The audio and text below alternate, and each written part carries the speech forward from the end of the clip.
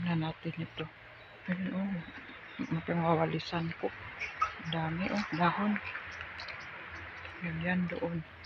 Kunti lang ang nawawalisan ko. Yun lang. Dito banda. Dito. Wala na yan. Bukas meron na naman yan. Duty ako bukas eh. Dan doon. Doon ako nagwalis. Tapos, paganyan. Yan doon. Kasi nakuha ko ng kahoy eh. Ayun lang.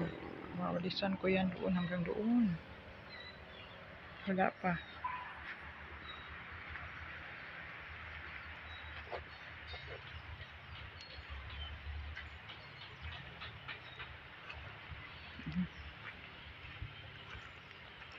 Nagbiak-biak oh. Sa kainit. Oh. Yan. Kasi ito pala yan dati. Ngayon wala na. Ayan oh, nagbiak-biak. Kasi napakainit. Ayan. Meron namang grass siya konti oh. Ayan oh, nagbiak-biak talaga. Biak yan. Malakas ng init oh.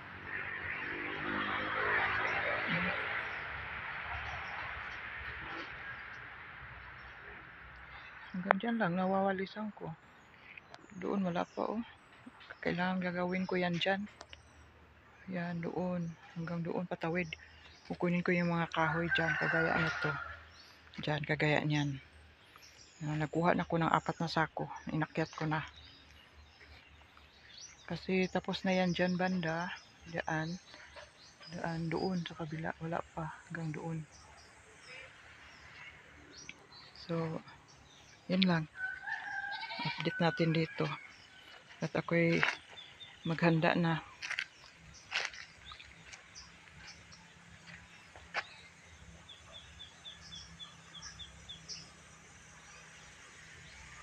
Makati pa rin yung likod ko.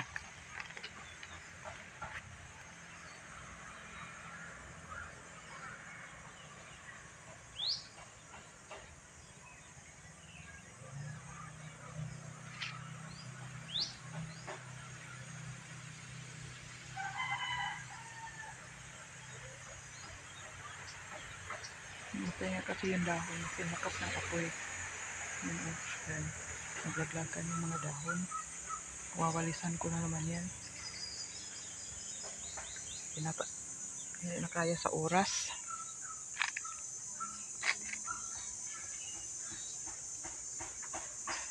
Yan, mga hapon na oh.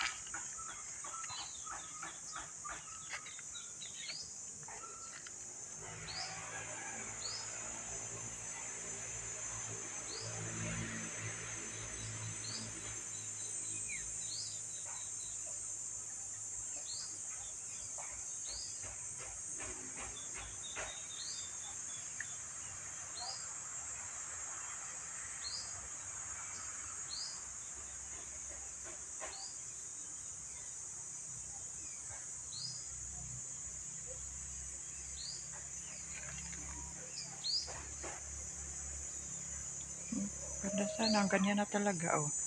Malinis na. Hindi na nahabol eh. Hindi bigay pa ako ng pagkain ng mga alaga ko. At saka ito banda oh. Yan. Doon. Yan lang ang wawalisin ko. Sa susunod na araw. Dito muna. Yan.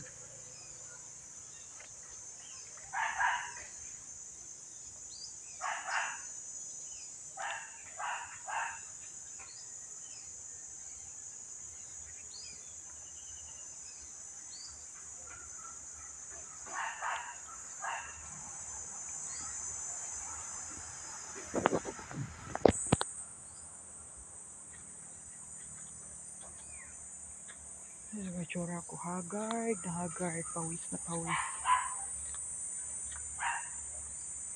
Yung puno.